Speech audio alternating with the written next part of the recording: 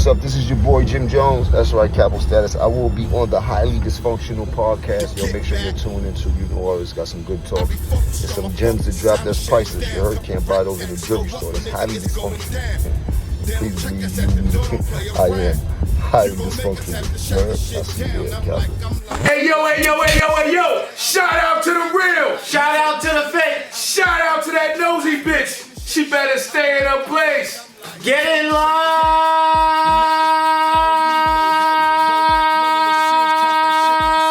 Pump! Shout out to the real. My name is Smash Evans. This is Chad the Saga. and we bringing you right now Jim Jones exclusive. Hey yo, man, you gotta watch this interview, man. Jim gives us some crazy, crazy feedback. Oh, word? Yeah, oh word, man. Yo, let's check it out, man. Let's check this interview right now. We checking Jim Jones. Let's go. Shout out to the real. Shout out to the fake. Shout out to that nosy bitch. She better stay in her place. Get in line.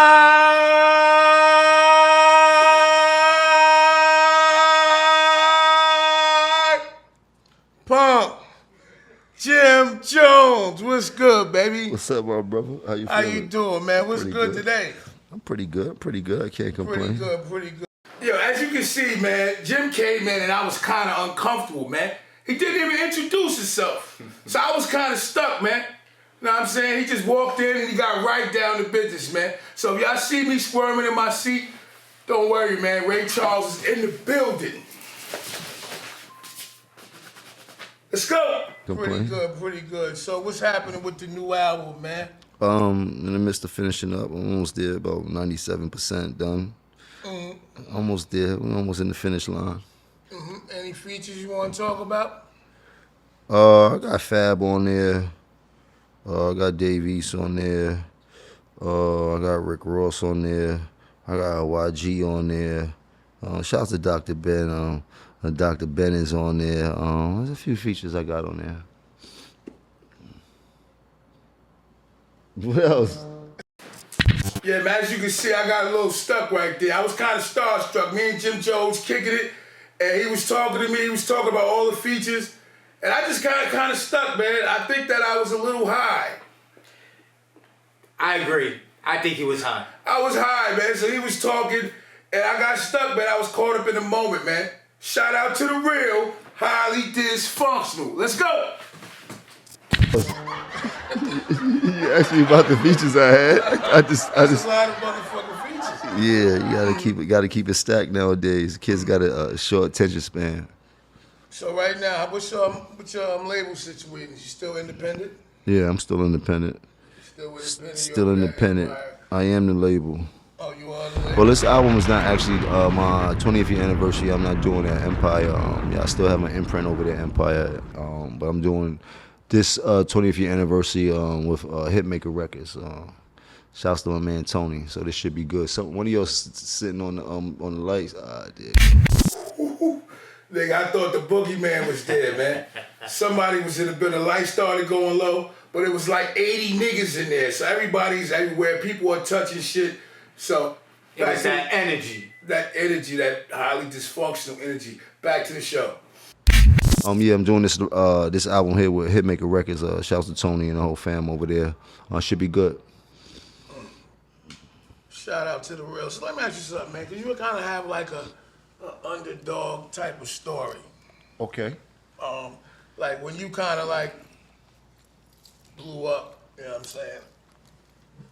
I was in prison. Yeah? So, yeah, I was in prison. So I seen it from there.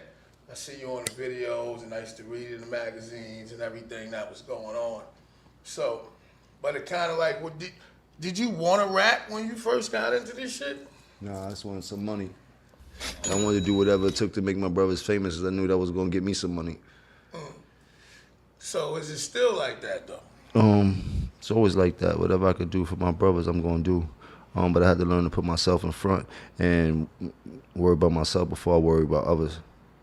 It took me a long time to learn that. So when you say about others, you think that in the past that, you know, I think that nothing in the past. In the past, I was younger. When you're young and you're coming up with the mentality of we bang together, we gang together, it's a whole different mentality to ask. So when you get into this rap game and you start becoming accustomed to new type of money and the business is way different than the mentality in the street, and you don't know how to decipher that until you actually do get older and you understand a lot of things you didn't serve in your purpose, but for the cause it worked.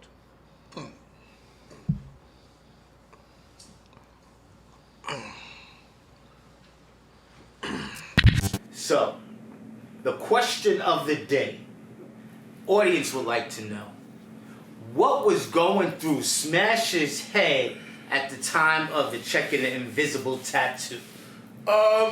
Yo, to be honest with you, Ray Charles, nigga. Ray Charles, nigga. Nah, I wasn't on no perks. I wasn't on no heroin. But I felt like Ray Charles, nigga. Get in line, punk. Let's go. So when you're young, you don't got families, you don't got kids, you don't got, it's a lot of other things that come into it. You know what I mean? As opposed when it's just you and the bros. Nah, I understand all of that. I understand all that because I got brothers that I grew up with that we, drifted apart. Things changed. Still love them and everything. Yo, Wes, when it comes to the brotherhood, man, like I said, man, we all have brothers that we start the race with, but we don't finish. From the sandbox, it doesn't always translate to right now. And from what I'm getting from what him saying, like he put in a lot of work for the team, and he didn't get the love back. Now, we done been through that growing up, and tell me your take on brotherhood and starting out growing up with brothers, man. I mean, first of all, I want to finish with the niggas that I came in with. At the same time, you do get those type of brothers that suck you dry, everything. You know what I mean?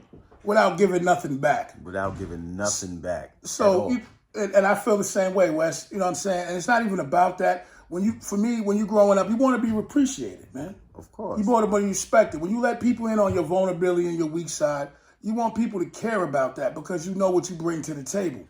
And what I get the sense is that Jim he feels like he put in a lot of work more than other people. He doesn't get the credit that he deserves.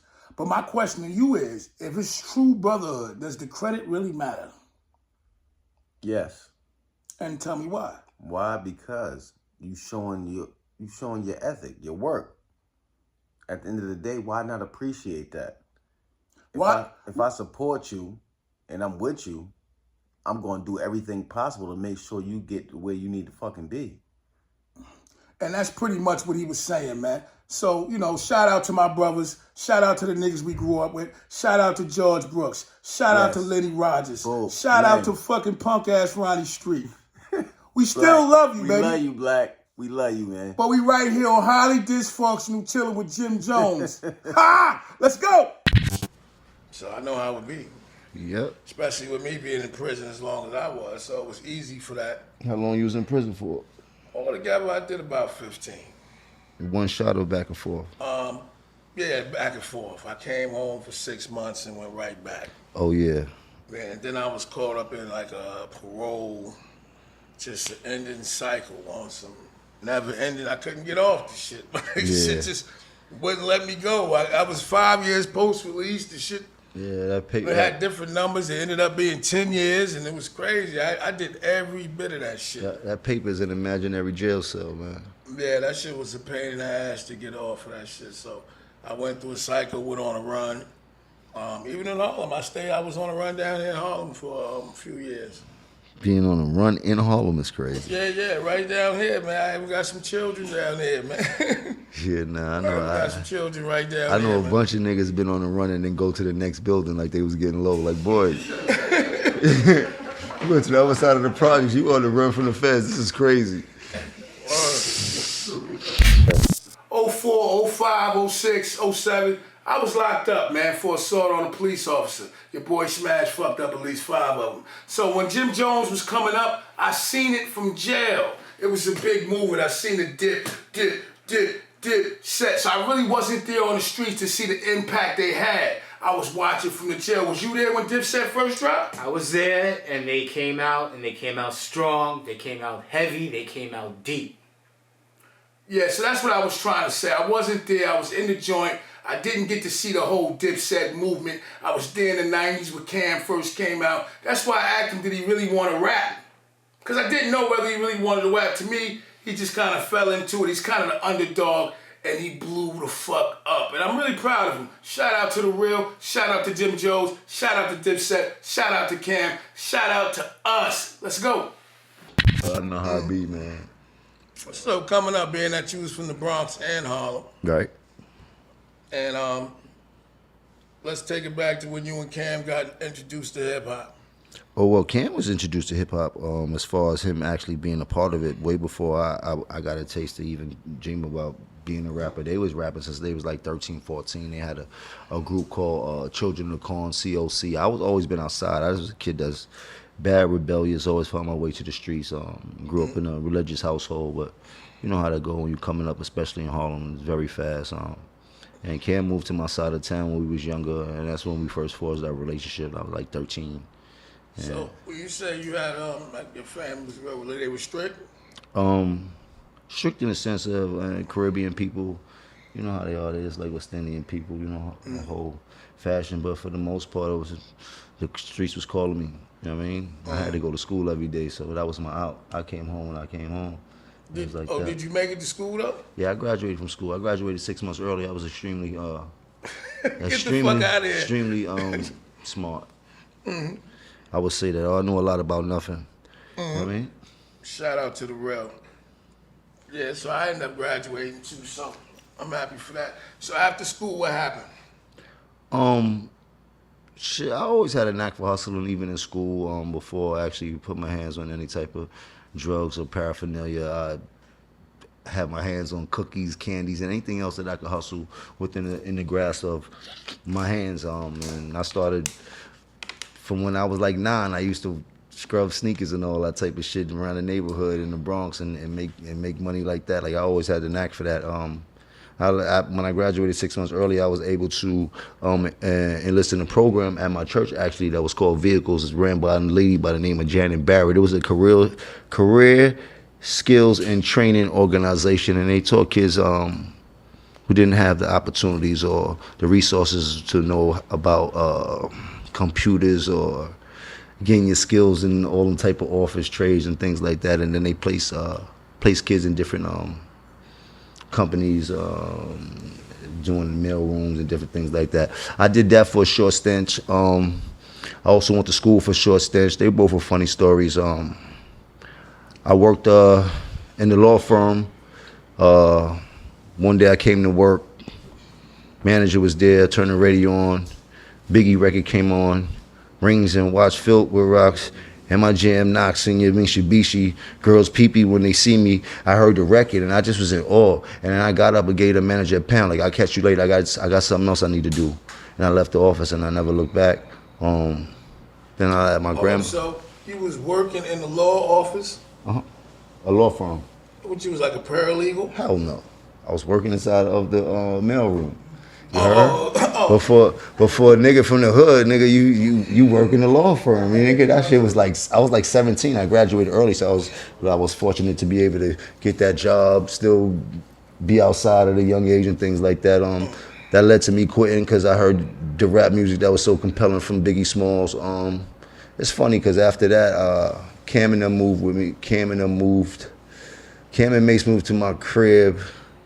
I started going to VMCC college. I made a promise to my grandmother that passed away. One day I'm in class. This is before rapping. This is when we hustling. Cam calls my cell phone. This is before niggas even had cell phones. Cam called my cell phone in the class. I had the big Motorola flip. He like, bro, what you doing? I'm like, I'm in school. I was like a Saturday. He like, yo, bro, you're really bugging the fuck out. You in school on a Saturday? Get the fuck out of there, bro. We about to get rich. You bugging the fuck out. I got up in the classroom like, yo, I'm gonna catch you later. I got something else to do. It was the second time I did that in my life, and that was the last time I had to do that in my life. And Cam was right. We had something to do. We got rich. Yo, shout out to The Real, man. So he said that, Cam gave him a call and he had to leave the school, and Cam was right. I only stopped the camera right here because I want y'all to know I remember Cam, I don't know if it was SDE or Confessions of Fire, when he said, SDE. Jimmy, I'm going to get you out of 5'8". And he made that possible. So what I'm bringing this to attention for is now to see them, at odds with each other, it's kind of weird, my nigga. You get what I'm saying? I remember Cam, Jimmy, I'ma get you out of 5'8", nigga. The love is real, you come back. When the love is real, it's always real. Brothers disagree sometimes, but you see New Edition? Life is all about New Edition. It's ups, downs, peaks, and valleys. Shout out to the real, highly dysfunctional. Let's go. You wasn't still not thinking about rapping at all? Nah, but I knew I had positions to be filled and then ways for me to make money. You know what I mean? It was just us, and I chose to fill every position that I could around Cam, from manager to road manager to security to engineer to video director, whatever it took. I was in the loop, carry his bags. I had no pride when it came to me fulfilling my job or whatever it took to make this ship of ours stay afloat. So what I'm trying to say is, so when you dropped your first joint, because everybody else was on Rockefeller at that time, right? Mm-hmm. So you went to Koch. Dash, you went to Koch. Yeah, I like went to you kind Dame. of like the independent king kind of the East Coast type shit. 100%. I kind of coined that for the East Coast. Yeah, you guys take credit to that because I don't see nobody that really did it like that back in the day. So when you did all of that, they were still on Rockefeller and they didn't want to sign you there. Yeah, Dame didn't want to give me $1 million, even though I was well worth $1 million for everything I bring to the table besides just rapping. But I wasn't the best at rapping, I would say, but my heart was there, and I knew that I was talking about. I had a lot of feeling for the generation that I was around, and generation I was moving. Like, it's just something connected, and I knew I had it. They couldn't see it, but I could. I got clear vision of what I could see for me, and I didn't let that deter me or stop me from the mission that I had, and I understood how powerful Diplomats was. I told Cam, listen, niggas is gonna buy the records no matter where we put this Diplomat bird. No matter if it's Def Jam, The Left Man, whatever. We could go independent and people gonna buy these records like they buy from Def Jam. He was like, bet, I'll fuck with that. And we end up signing at Koch. A lot of times, I'm listening to the interview, I'm listening to him talk, and it seems like, you don't feel appreciated by, the crew that he ran up with. That's what it felt like to me. What about you when he says that? Unappreciated. Unappreciated, yeah. And I feel like he had something to prove. Right. And like I said, for a lot of times in 2005, 2006, he kept Dipset afloat, man. He kept them afloat because Cam had kind of slipped off. He was doing that Fruity Louie, Bluey, what I usually do. And I don't know what you else was doing, but Jim kept the fucking flag, the Dipset staple alive. That's so big respect to him. And that coming from a guy that didn't even want to rap at first, man. Salute to Jimmy, man. You did your fucking thing. We love it. Let's go. So when you first dropped Certified Gangster, did you know it was gonna blow right away? I knew it was a hell of a record. I knew it was a record. Niggas haven't heard a record like that, felt a record like that. It was new for its time.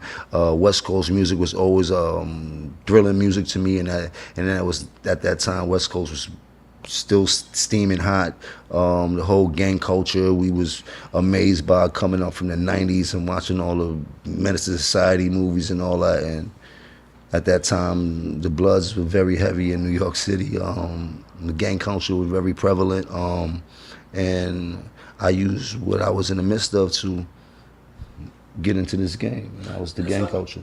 Being we talk about gang culture and all that, and being that, we shout, been real proud to say that, Did you ever get scared of anything like that? Like you see what's happening out there with other rappers, situations, stuff like that? I had my times when I was scared, but I'm past that. I don't do none of that anymore. It was a time in my life where I could have made the wrong move and it could have ended in a bad situation for me, but my God is really on my side. And I'm not scared of anything in the world when it comes to that. I know he's going to guide me in the right direction, no matter where it may be.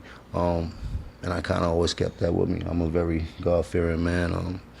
And my morals compass has always been pretty much intact. I think that's one of the major reasons that I'm still here, just that I'm very aware. And the decisions I made, I was aware of. Not doing anything stupid or, it's calculated risk that I took, but the calculations worked. It definitely worked out for you. So shout out to the real. So let's talk about the new album right now. When is that dropping? Hopefully, the end of September, early October. I'm really trying to finish this shit up so I can put it out. I'm very excited about the music that I got. About to film a movie for the album at the church steps. Was working on a script today. It's actually pretty dope. I think people gonna really flip about this visuals that they get for the album. It's nice. When you think about Jim Jones, man, and if there's one thing that can come to mind, and you want to put your name in one sentence, man, when you think about yourself, say Jim Jones, what comes to mind, man? How would you describe him? In present day or No, what I want to leave? Overall, man, you looking back at Jim Jones, you saying, you know, give me one sentence, one word that describes Jim Jones. When you think of the name, comes to mind. I gave more than I took. You gave more than you took. So how do you see the world right now? The world is a crazy place. Well, it's supposed to be. It's all over the place. It's definitely not a world that we came up living in, not especially from people like us that understood with the 80s and 90s. Everything has changed, from the food to everything. You couldn't, I mean, anything you think of is different nowadays. I will usually have a lot of advice for a lot of people, but thinking about what you just said, man, there's so much shit, man. There's too much shit to talk about, man. But I can't say this, man. Make sure you get to your bag, man. Get your dollar. Try to save as much money you can, because it's about to get very cold out here, and the separation is going to be very big. You know what I mean? And there's not going to be no in between. The middle class will evaporate. There'll be no more of that. So think about that. What made you say that? What? Like you said, they're going to just evaporate the middle class. Were you talking about inflation and everything that's going on right now? I'm talking about the way the world is moving. The world is moving into a digital compass. AI is finna take over so many jobs, and these jobs are taking over all the middle class America. And without these middle class jobs, then there's no more middle class America, and there's the big separation. So either you have it or you don't. It's just gonna be like all the movies you've seen. It's gonna be very dark outside, and it's gonna be very nice up there. Who's gonna be president? Oh, I don't know who's gonna be president, man. I couldn't tell you, man. This presidency is about popularity, not strategy, and that's one thing that scares me. Why does it scare you? Because our country's built on war, and if we don't get the right person inside of that chair, then we're gonna be mauled over and bullied. I do believe that. We had some crazy people leading our country in time, but one thing they did was protect this country, and defense was everything. And I think they're more worried about so many other things that have nothing to do with the protection of this country. They giving more rights to illegal immigrants, and they treating us like we the immigrants. I mean, they've been doing that for so long, but now it's like they throwing it in our face. So everything's a little bit touchy right now. I mean, so it's like, who do you vote for when it comes to these certain situations? I don't have no love for either. I don't know that every day, but I do know one thing. I've watched one of them definitely do more than I've seen in a long time, no matter how people look at it. And I don't know if he did it for our people or his people, but I know there's the same amount of people in middle class that's that color as our color. So you got to think about what he really did it for, you dig? But we end up benefit from it. And in my lifetime, I've never seen nobody benefit from anything from this country at all. Nobody, whether they took it serious or whether they didn't, whether they came up from it, whether they spent it, however it went, there was a moment where it benefited us more than anything else, and we've never seen that. You dig? But we could go deeper into it. I don't want to piss nobody off because. Yeah, I thought you was gonna go, man. I was waiting with it. I was sitting at the edge of my seat with anticipation. No. And when it comes to Trump, man, and Kamala Harris, man, who you voting for? It's a big secret. Nobody want to be out there because they don't want to lose no friends and family. But you heard Jim talking. To me, it sounds like he's a Trump supporter. And we don't believe Kamala Harris is going to run shit. Now, I'm a felon, so I ain't even voting. So it don't even matter what the fuck I think. Who are y'all voting for? I'm all for the shits, though. And with Trump, it's going to be a lot of shit, and it's going to bring about change. With Kamala Harris, for me, it's going to be much of the same thing. The same shit we got now. I want some new shit in there. Put Trump in there so the government can get mad, and it's going to bring more change. And that's how I feel about it. This is just the beginning of something else that's gonna come. Highly dysfunctional. Shout out to the real. Let's go. I'm not a politician, but I'm good on common sense, and I try to tell a little bit of what I can see and shit like that. But I'm bipartisan. That's what they say. Shout out to the real. So, have you been Let me ask you something. What's the relationship with the rest of the Dipset members now? Because I know sometime y'all in, sometime y'all out. Because I know it's always all love and it's always all brothers. Yeah, you see it. There you have it.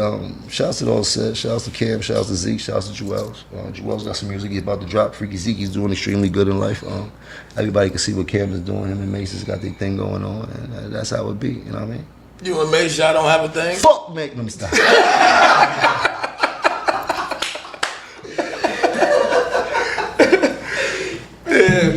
These niggas are figments, man. These niggas is fig Newtons, you heard? Yo, shout out to when I brought up the Mace situation because I seen like a little jab they say that was directed at Jim Jones. When Mace was talking about now that you got a couple hits, you think you better than somebody. And they said he was talking about Jim Jones. I wanted to know what Jim Jones really felt about Mace. Who's a fig Newton? He said Mace is a fig Newton. And to be honest, man, Mace is getting away with a lot nowadays. But Mace ran to the fucking church, my nigga. And then came back to be a raper talking about he putting condoms on bitches in the church and all that. Mace is a motherfucking charlatan, my nigga. He's a con artist. But I love him. He's for the culture. I love Cam. He's for the culture. Shout out to the real, highly dysfunctional. Guess we're off that subject. No love lost. Everybody getting money. That's the best part about it. Shout out to the real. What about, let me ask you something. Have you been seeing what's going on with the Rockefeller and Dame Dash situation? With what? I guess the album shit you talking about? Yeah. What about it? And, I know y'all was really tight. Y'all still tight, right? Nah, I ain't. That's over too. But shouts to them, man. Shouts to everybody trying to do their thing out here, man. You dig? It's a cold world out here, man. Yeah, shit is definitely cold out there. Yeah, so, so why y'all not tight no more?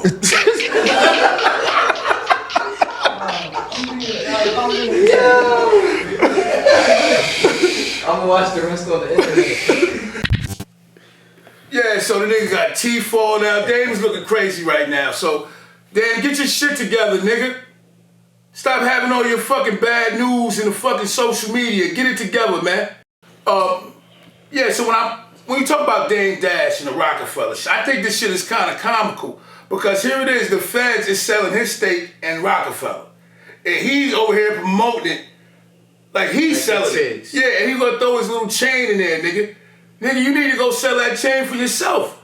Because if it's only 800,000, why didn't you just give up the 800,000 and sell the shit yourself? So does he own it or does he not own? Nah, he lost all the rights to the shit because he owes so much fucking money.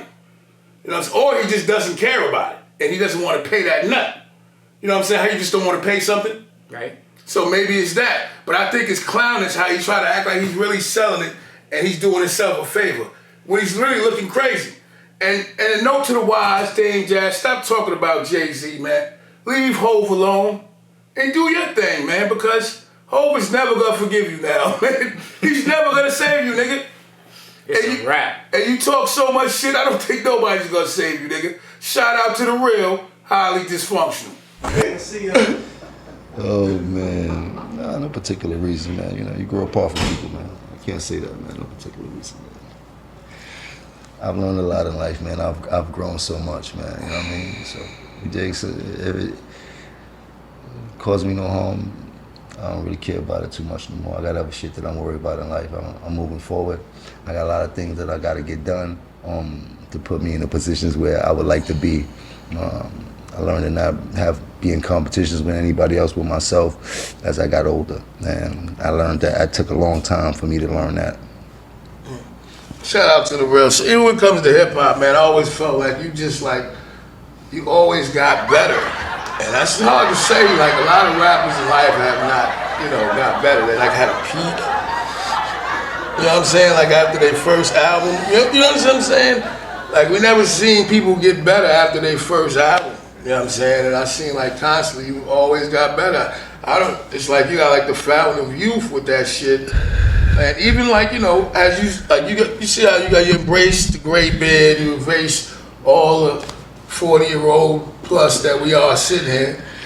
But you know what I'm saying, you still relevant with the young people, man. I think that's beautiful, man. I think they're gonna have a good movie about when this shit come out, the Dipset movie. But how do you stay in the mix with the young guys? I see you working out and all that. What's going on with that? I continue to follow the path that I'm following. I try not to chase. I try to find a medium between the line I can not cross, and you know what I mean, so that I don't feel like people don't take me the wrong way. Because I'm definitely not trying to be a youngster anymore. I've done that already in my life. But where I'm at right now, and I'm still pushing music, and I love doing music. Then if you win it, you got to stay in it to win it. Shit, LeBron could have retired 10 years ago, but he's still in it to win it, playing at his highest level of basketball, and that's how I feel about this rap. I mean, if you're gonna play with it, just move to the side. I got no time to play with it. You know what I mean? We're still in a very ignorant game. These youngsters only like to see ignorance, so you better be on top of your ball game. Hey, yo, shout out to The Real. Right now, we talking hip-hop. What rapper got better after their first album? You know what I'm saying? I'm thinking about B.I.G. I'm thinking about Jay-Z, but Jay-Z came in the game nice. I don't think Nas got better after his first album. Illmatic is still the classic album. Nas. Big Pun's second album, that shit wasn't better. I thought he was slipping before he died. Lil Wayne came through. Lil Wayne did get better after his first album. Way fucking better. Shout out to Gilly the Kid.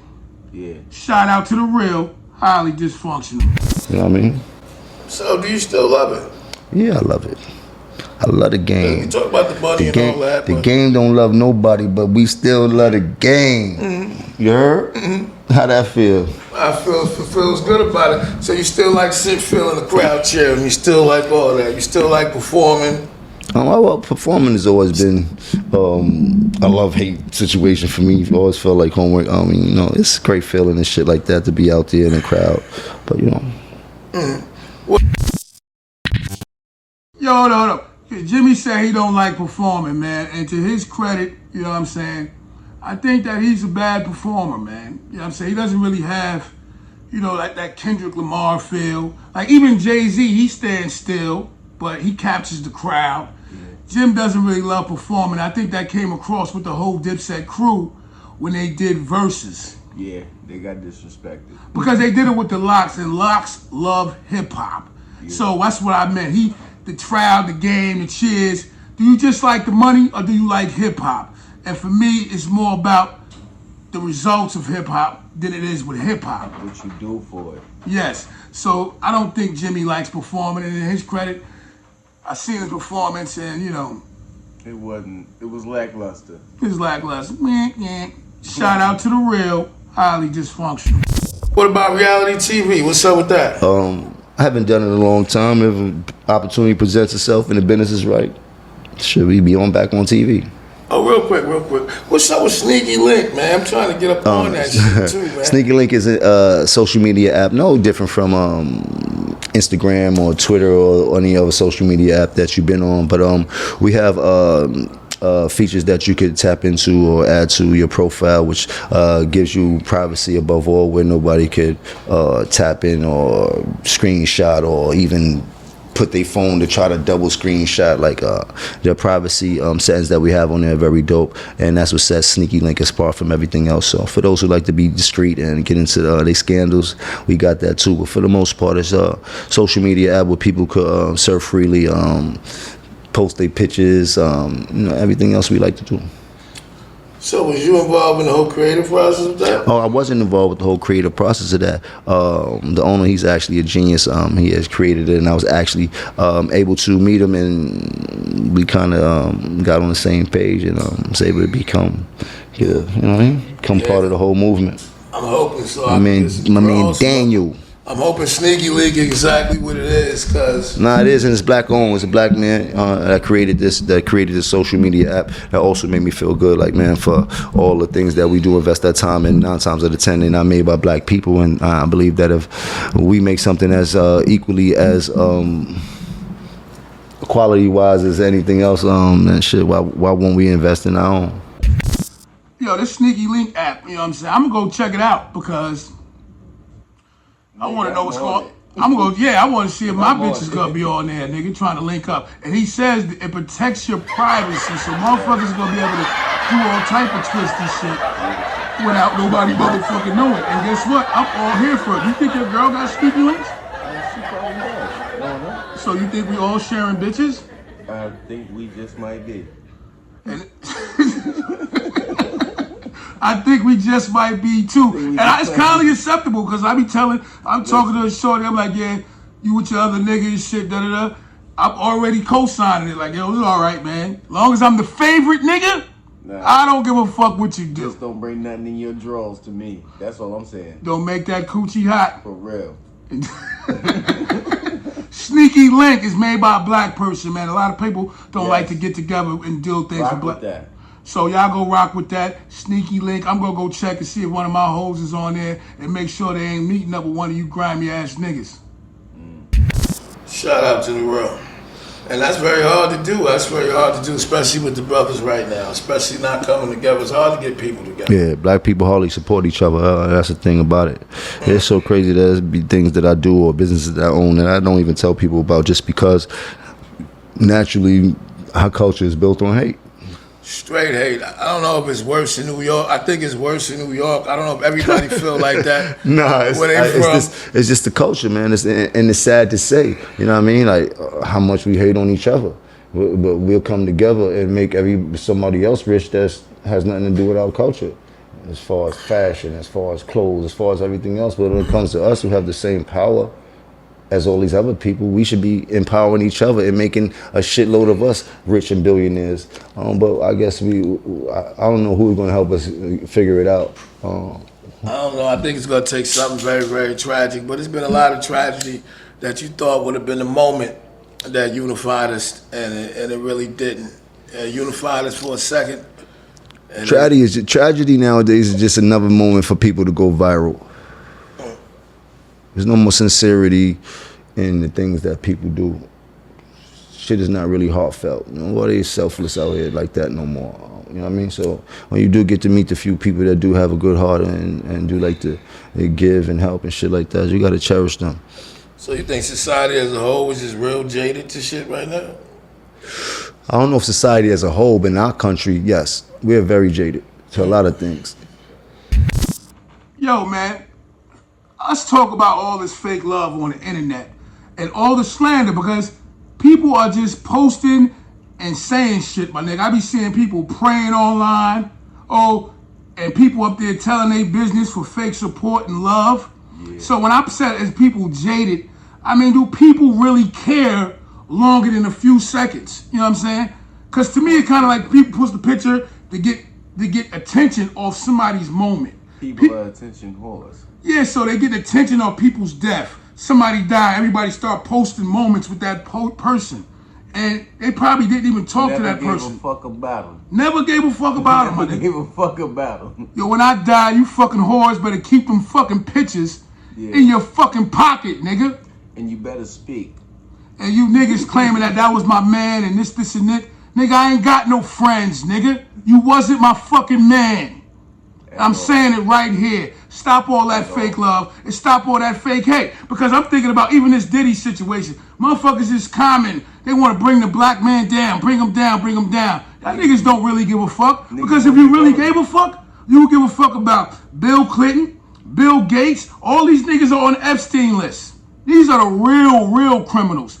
This nigga Bill Gates wants to shrink the population. And y'all gonna go buy his food. That's the shit you need to be posting. And then all the Jay-Z slander. How y'all mad because I'm the boss of the halftime show? If I was that selfish, nigga, I would perform myself and put my artists on there. Facts. I don't have to do anything you niggas want, nigga. Most like the Lil Wayne. Lil Wayne situation. Everybody caring about Lil Wayne. Oh my God. Lil Wayne is on drugs, nigga. This nigga can't perform for shit. He can't, my nigga. Nobody want to see that shit. That nigga Kendrick Lamar is up there in shape. His breathing is in control the whole time. This nigga got about 3 dreads left. and a lot of you bitches just be saying anything. Oh, a nigga gotta have this, nigga gotta have that. Nigga, I'm walking in that pussy for free.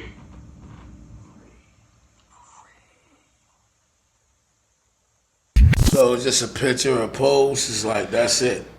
It's like robotic type shit. I mean, I don't know if it's robotic type shit, but that's where the kids are living at. They living in this digital space where everything goes through there, and that's their validation. And if they're not validated through these telephones and these computers, then they feel like they're not really lit, or they feel like they're not really substantial out here. Like, you know what I mean? Shout out to the real quick there. Let's talk about, because we talk about the technology, we talk about the young kid, the young generation. How is fatherhood for you right now? Well, fatherhood is great. It's always been great. It's one of the best things that I got to do in my life. Shout out to my son Pootie, who's now a young man. He's 21. So just watching him growing up and go through the process, and me being able to be there, knowing I didn't have my father to be there for me in the times that I needed him. So it's a great feeling. I made promises a long time ago. I will always be there for every day my father wasn't there for me. So shit, that was pretty much my whole life. You know what I mean? And I've been there for my son's whole life. So, and I love my father every day he wasn't there. I don't want nobody to ever think that I held anything against my father. I was smart, very smart kid. I was way advanced, and I knew in the 80s what they were up against. In my life, it's been heartaches and pains in my life. Shout out to my pops, Buzzy. I love you, boy. Rest in peace, man. And you know, Jim Jones talked about his story. He talked about how his father got caught up in drugs. I believe he died of AIDS. But the crazy, tragic story while you telling it, he said 3 of his brothers. So all his fucking uncles died from that fucking drug and that pain of the 80s, that crack era, that dope epidemic back then. And you know, my father got caught up in that too. My father was a big man and a strong man, and drugs took him away from me when I was very, very young. But now that I'm a father now, and I've been through my own struggles, and then, you know, being a father while you're going through struggle is hard. So he talked about being there for his kid and wanting to be there every day that his father wasn't there from him. And he also bigs up his father, because his father, man, he loves his father. And the same thing with me. I love my father. My father's an OG, and I'm just like him.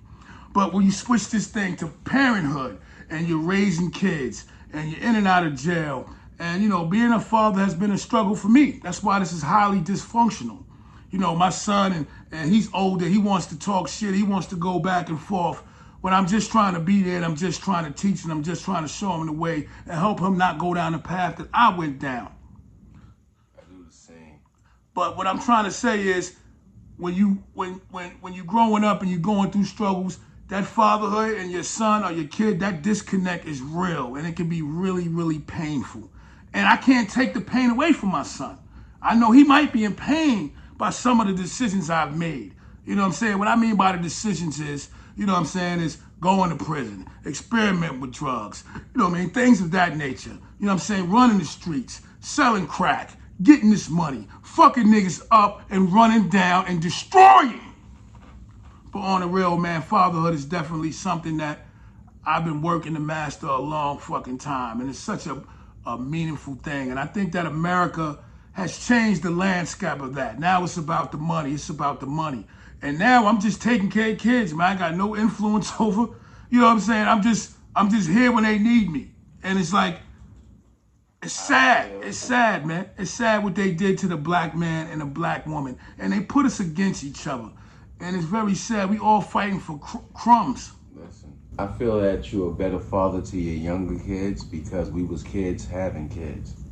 You dig what I'm saying? So at the end of the day, like, no slight to neither one of them. At the end of the day, you gotta give us the fucking time to fucking come back and fucking do right. Mm-hmm.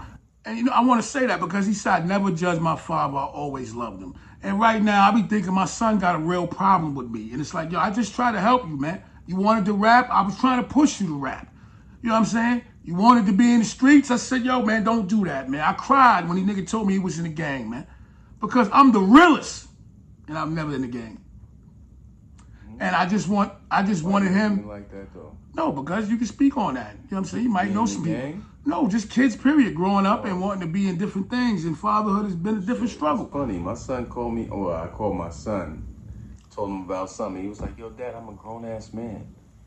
And I had to sit back and think, like, this nigga's right.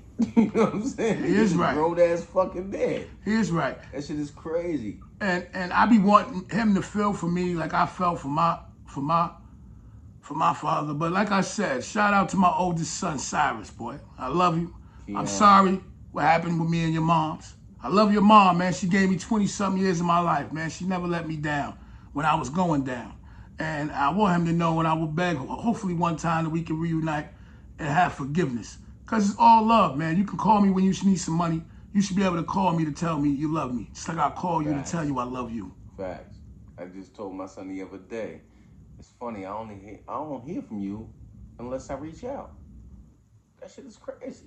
And we talk about Charleston White. Charleston White, sometime when a woman is scorned, the kid sees you through the mother's eyes. And I didn't realize that when I was married and getting divorced and running around making these broken homes. And I just pray that I'm able to bring this shit together before my last breath. Yeah, we getting older now. And that's a real moment for me. I'm being serious, man. Shout out to my kids, man. I love y'all. Talking about drugs, heroin, shooting needles. And I never held that against them, and I don't know. And you know, that's what we can relate right now. And I don't want to start. My father too got caught up in that game too, man. Shooting needles, heroin. I didn't have my father growing up too, but I heard about him, you know what I'm saying? And he was in my life older as I transitioned to prison and all that other stuff. So I got to be with my father like when I got older. Yeah. But when I got with my father his last 2 years, he was sick from all the drugs, and so you know what I mean. But I got to end off with him, so I know he was. Mine's from liver cancer and all the needles, Hep C. Oh, he had everything in the book. Yeah, shit like that. And him and all his brothers from the same shit. So it was like crazy. It was three of them. But you know how it be, man. It's life. But like I said, we came from a different era in time where things were just. I get it. But it's out of control now. It's just a new form of drugs that these kids are taking, and it's crazy because we didn't play with fiends. We wasn't cool with fiends. We didn't party with fiends. Nigga, if you a fiend, you a fiend. Fiends is cool and now. The fiends are cool now. and if you turn around and try to break it down to these kids and tell them that they fiends, they're gonna look at you like you're crazy. They might want to fight you, but that's what they really are. And when we were younger, we were shunning that. Like, boy, you on what? Boy, they might kick you in the ass on the block. You on pills, all doped up, like you a whole dope fiend. You know how we handle dope fiends when we was younger. You know how we handle dust fiends. But because these pills are perk 30s and they paid $50 a pill, and this is lean, and they paid $1,000 a bottle, it justifies the mean to the drug until they don't got the money to afford that drug, and then they got to get to the real thing, and that's that real heroin. When you ain't got the money for that expensive heroin, that shit gonna come down on you bad. You gonna have to figure out how to kick that monkey off your back, and it gets scary. So, but then I don't got time to really explain that to too many kids. I don't want to impose my will on them too much. I want you to live life, but I can tell you that these consequences that gonna come to you from some of the things you're doing are going to be crazy. You dig? Some of these things I chose to avoid. Drugs was one of them. I never did any drugs in my whole life, only weed and liquor. I could proudly say that. I've been scared straight of that shit because I watched that shit as a child. Tear communities, families, my family, everything up. That shit been scared me straight. Shout out to the real. Well, didn't scare me straight. It didn't scare me straight in my life, so I tried a little bit of everything in my life, so. Hey, I don't hold that against you. You dig? Just because I ain't do what you did, I'm still doing what I do. You heard? We all got our vices, and I never judge. You heard? Never judge. Shout out to the real. That's why it's highly dysfunctional. Come on, Jimmy. You ain't never took no E before? No coke? No acid? No Molly? No little bit of cocaine? Everybody had their cokehead days. You wasn't at the Diddy parties? Maybe not, but he had his cokehead days. Oh, let me tell you something. Uppers and downers, dude. Now, all jokes aside, man. In my lifetime, you know, I experiment with plenty of drugs in my lifetime in my younger days. And I'm not making light of it. You know what I'm saying? But I just want the public to know that we ain't doing no high. Right now, during this interview, I'm spaced out on edibles, man. I don't even know what the fuck is going on. Through the whole show, I'm spaced out on edibles, man. Gone. You know what I'm saying? The lights and everything, that's why you see me bugging around like that. I am twisted. You You know what I'm saying? But I had a feeling he thought that I was talking about heroin and dope and shit. Nah, that ain't my era. But those edibles, woo! Shout out to Highly Dysfunctional. Shout out to Hermione for making the juice that got me fucked up on this show. But during this show, we lost some great rappers. We lost Rich Homie Quan the day I shot this interview. We lost great rappers like Juice WRLD. And in history, a lot of our artists have fallen to drug addiction. And it's a big epidemic with that fentanyl, and that's not what the fuck I'm talking about. So you young niggas, please get off them fucking pills. Stay off the drugs, period. You're a fiend, boy. You smoke crack, don't you?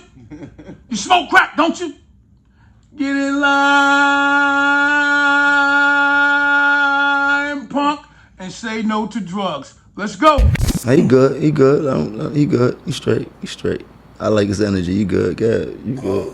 Shout out to you. Yeah, and your birthday is the 15th, right? July 15th, yeah. And you wouldn't believe, man, my daughter was born right the way I had. Same birthday as yours, man. Shout out to her. She's gonna be a great woman when she grows. Yeah, she's Kansas. She just turned 7 this year. Yeah, just celebrated. Yeah. Same thing as you. She could be the president. Like, that's how powerful that we are. Well, I pray that she is, man. I couldn't believe when I seen it, I was like, oh shit, same thing. Same fucking thing, man. So God bless. That's a beautiful thing. Shout out to my daughter, Cheyenne Sky Evans, man. Was born in Harlem, man, on Jim Jones' birthday. He gonna tell you about it. He said my daughter's gonna be the next president. I received Jones' blessing. Shout out to the real. Shout out to Harlem. I'm in the building. Upstate, nigga, doing it big. So you talked about working out, man. What's your strongest bench press, man? Because, you know, I was in the gym, and I used to be the strongest man in the land. Man, I can say... I see my man Dud over there, but he couldn't fuck with me in the gym, man. You got, you know what I'm saying? And I can't front Dud. Tell you, I used to do like 325 at the... What's like about 325 at the most I ever did? Like 325, and I fucked my shoulder up bad. So, but I still work out hard like a dog. Just my bench press, I don't think it's ever going to get back there. Cause now, once you do that shoulder, I think we all get that as we get older. But now somebody came and tore my shit out. The shit tore it up, so and it never healed back right. But I'm a dog in that gym. We could go through the motions. We could do whatever. Well, I'm old now, so you know, I'm old now. I'm dying. What was you pushing? What was? Oh, my max? Yeah. Man, I used to, man, shit, 550 on the bench press. I was the strongest man in the land, man. They used to call me Smittle up north, man. You know what I'm saying? Yeah. Big, arrogant, retarded nigga talking shit. You know what I'm saying? Walking around talking shit to everybody, yeah. It's funny because when this come out, a bunch of my niggas probably know you. Like, man, you was on you heard? You know, all them niggas been on the world tour to all of them jails and shit like that. Yeah, I always run into niggas when I was on the run down here. I used to love running into niggas I was up north because I was a stranger down here, so. Felt like you got a little bit of home, like, all right. Yeah, hell yeah, it felt good walking around. I still like walking around Harlem. Now, Harlem is the spot, man. Ain't no place like Harlem in the world, man. I can't say that. And I've been around a lot of places. Yeah, the ambiance there, the setting, the mood, the way we do things, there's nothing like it. I mean, it's still a dangerous place to be in, but not in a sense of nowhere else is dangerous, man. And New York City is dangerous, you know what I mean? So you always got to watch your surroundings. But, I mean, it's Harlem. I suggest everybody take a trip to Harlem at least one time in their life and just go experience it, man. Walk down them avenues, man. Walk up 25th Street, man. Get something, go shopping, go get some food. Just soak it up. It's going to be a hell of an experience for you. Shout out to the real. I just like going out there looking at the booties and shit, man. So it's always good to see booties moving, man. I'm old, man, so it's always good to see booties. I'm just joking, man. God damn, this is highly dysfunctional, man. I'm saying, even on the gram, like the booties, shit is all over. You gotta stay off that shit. That shit'll have you there for a good hour or two. And you know that too, especially Twitter.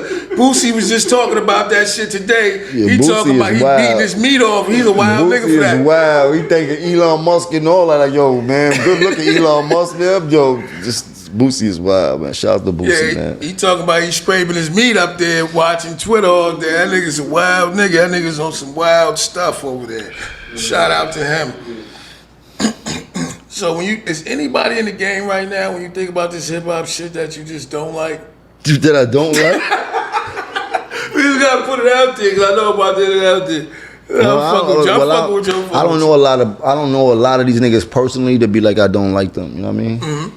some of the niggas that I know personally, these niggas is chumps, you know what I mean? But who am I to say I don't like them? It ain't none of my business, you heard? They ain't crossing no lines, and I ain't worried about them, you know what I mean? Yeah, But, you know, shout out to the real. this game ain't built with too many real people, I can't tell you that.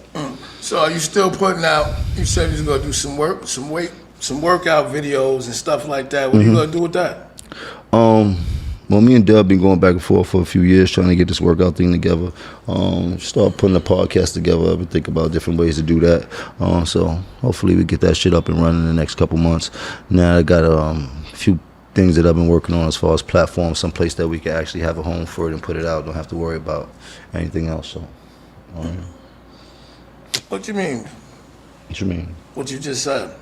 Platform, I won't put shit on my own platform, so I've been building up different platforms for myself and shit like that and for my company so that I can now put out content or put out short movies or whatever it is and shit like that. So you got artists and stuff like that. I seen a bunch of people, they be repping the gang. So you... I got a bunch of artists. I have a distribution label, so I distribute hundreds of artists' music. And then I have a priority artists, a list of like 11 artists that I personally have personal interest in, business interest in as far as doing music and all that type of shit. Shout out to the real. Shout out to, let's get to the present current. We just lost a hip-hop legend, Fat Man Scoop. Yep.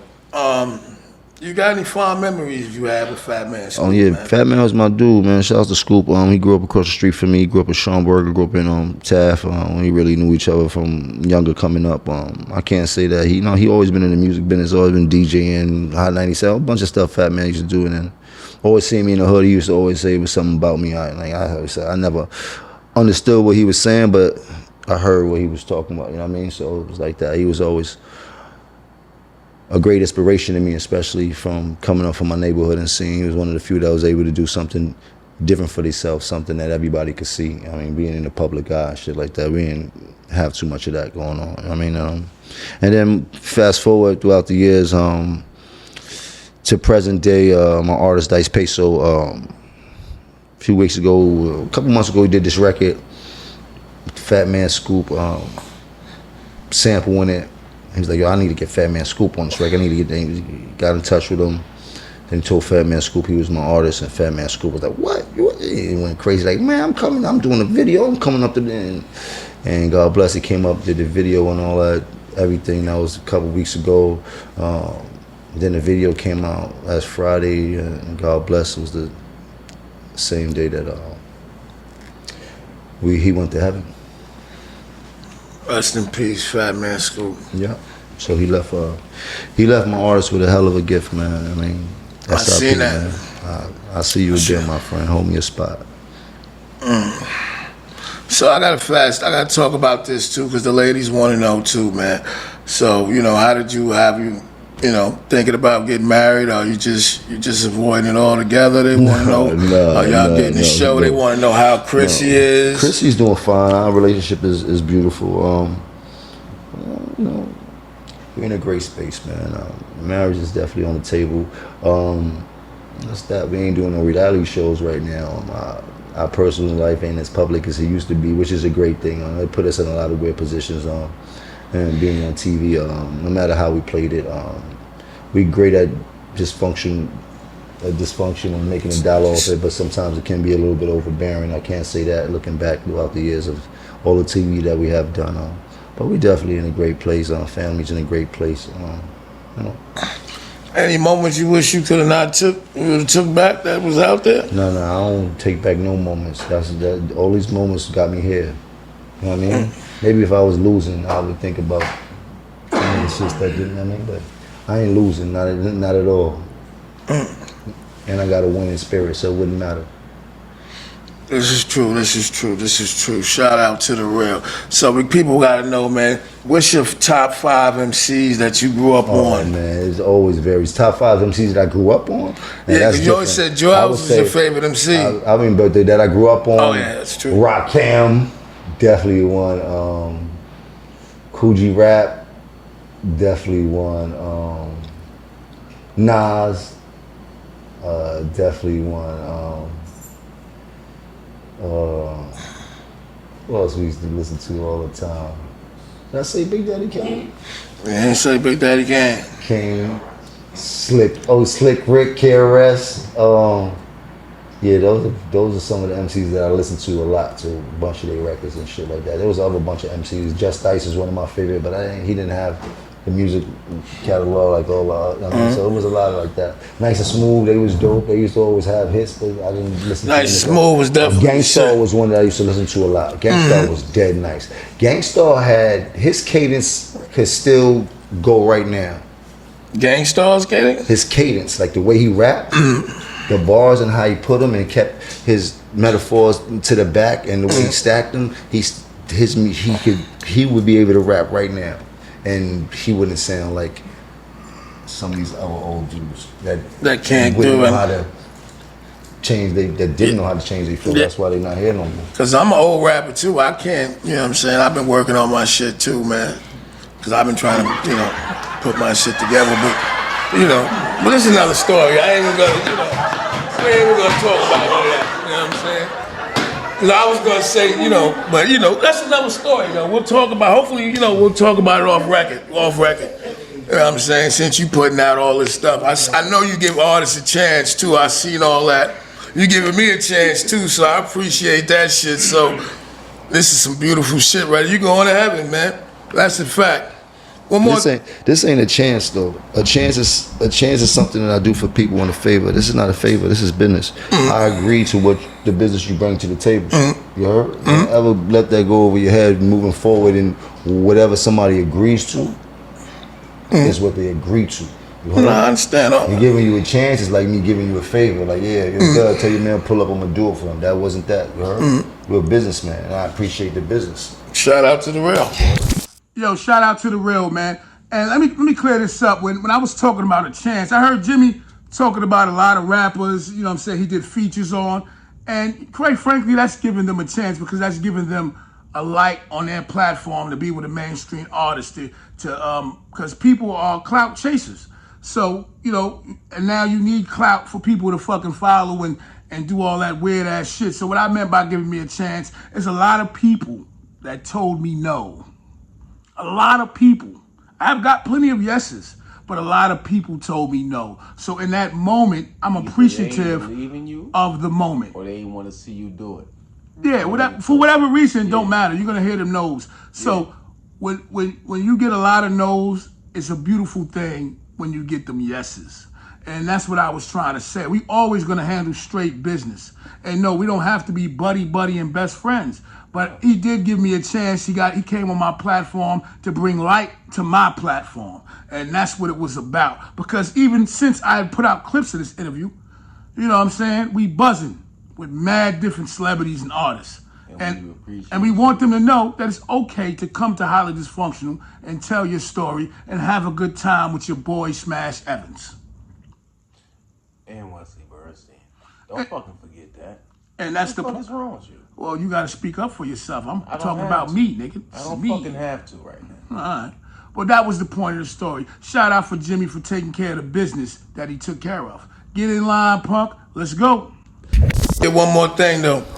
We need a highly dysfunctional story for the record, man. We always get one. A highly dysfunctional What's story? the most craziest highly dysfunctional shit you ever been through, man?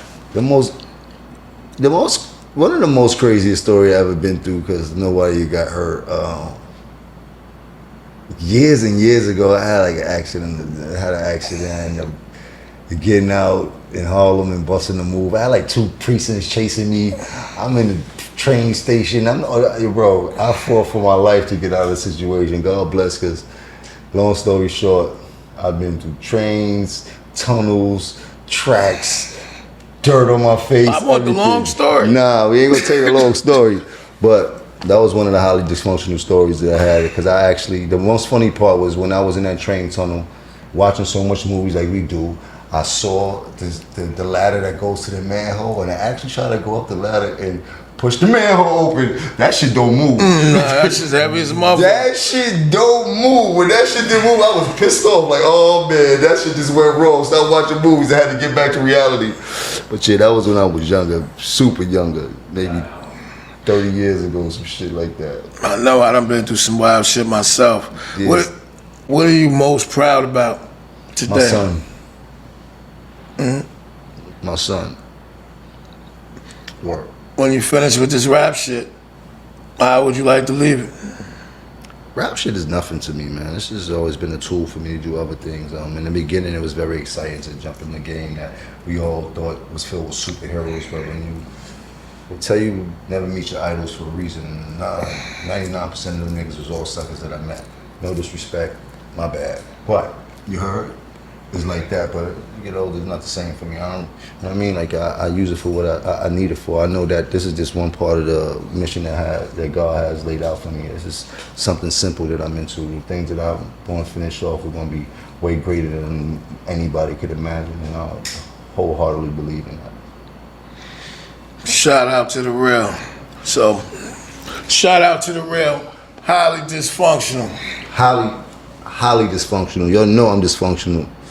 My whole family dysfunctional. Hey, what's up? This is your boy Jim Jones. Shout out to the real. You can catch that episode coming soon. You heard?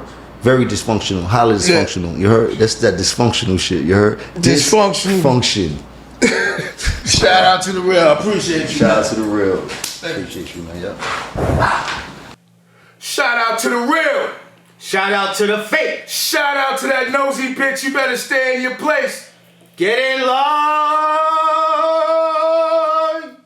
Punk. Yo, check this out, man. It's been a good time. I love watching my son. I don't even watch my interviews, so it's cool watching it right now. How you feel about it? I wish I was there. I wish you was there too, man. But we getting that shit in order. I feel real bad about it. I hope you're not too mad at me. Nah, just a little bit.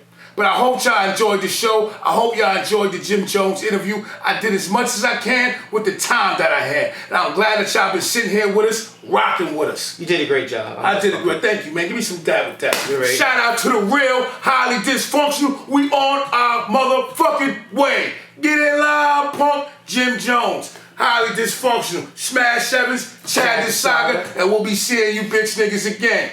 Peace.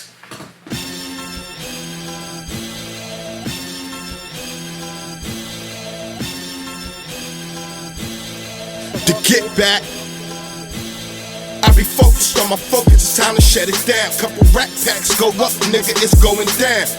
They don't check us at the door, don't play around. You gon' make us have to shut this shit down. I'm like, we came to shut it down. I'm like, we came to shut it down. I'm like, we came to shut it down. I'm like, we came to shut it down. Nah, I don't need no help. Don't like money machines, count that shit myself. Lame rap niggas wonder why they stuck on the shelf. That's karma. That hating shit bad for your health. Got these niggas sick mad, they doing bad for themselves. Listen, the smaller the circle, the bigger the pot. I took a brick through that shit